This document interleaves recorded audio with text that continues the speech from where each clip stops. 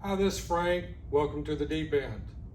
Today I want to discuss what we do down here in the South to protect our pool equipment and our above ground plumbing during the winter. We don't close our pools down here in the South like they do up north. We continue to run them year round. We have generally mild winters with just the occasional cold spell. But occasionally we will have a power outage that accompanies a cold spell, and then that's when we get in trouble. So if this happens to you, there's a few steps that you need to take to minimize any damage that may happen during freezing weather. So if you're having freezing weather and you lose power and you do not know when you're going to get your electricity back, you need to winterize your equipment, and you need to do it as quick as you possibly can.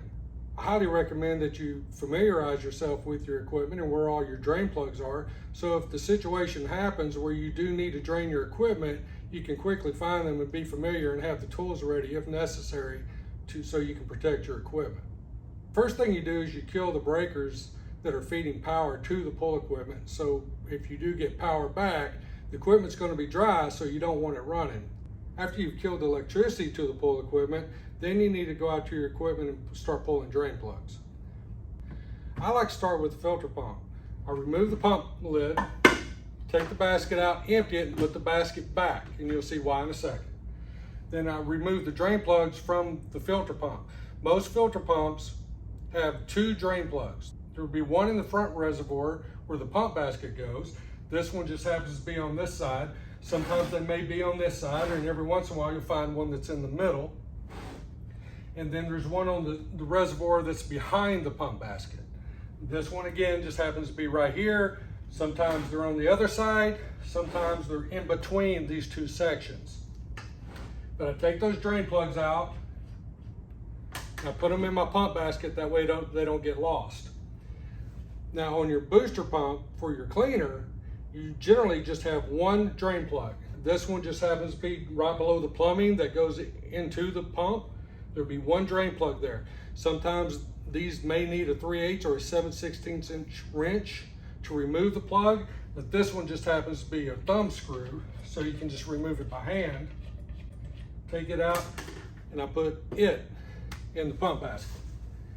On our filters, there's generally just one drain plug. This one just happens to be a very large one that's over on the side, so you want to make sure you have a pair of channel locks or something handy that can grab that and unscrew that. So you just pull this drain plug off, put it in the pump basket. Sometimes the drain plugs aren't large like this one. Sometimes they're just a little 1.5 inch fitting, and you can use a flathead screwdriver or something, slide it up in the slots and unscrew it that way. Or it may be a fitting that you have to just unscrew with a smaller pair of channel locks.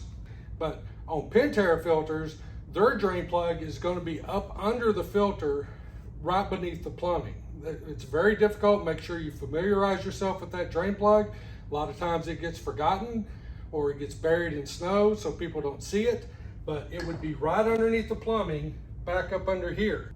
What I've found the best way to remove a Pentair drain plug is a 7/8 inch ratcheting socket that goes up underneath. When you look at it, you're going to see the round, but underneath there's a 7/8 inch hex head that you can put a wrench on and unscrew it that way. So you pull that drain plug and put it into your pump basket. On your heaters, the heater drain plugs can be in different places. Sometimes they're on this side, sometimes they're on this side. This is the manifold where the water goes into the pump, but nowadays most of them are just thumb screws. This one just happens to go right here, so I would remove that drain plug, put it in the basket. Some older heaters, they may have a drain plug on the back side, so you need to check that also. But the heater is probably the most critical one that you need to get the water out of, because heaters are the fastest to freeze. Those heat exchangers are made to absorb heat, therefore they dissipate heat very quickly also. Then if you have any chlorinators or mineral systems or anything like that, you want to check those, make sure that they don't have any drain plugs.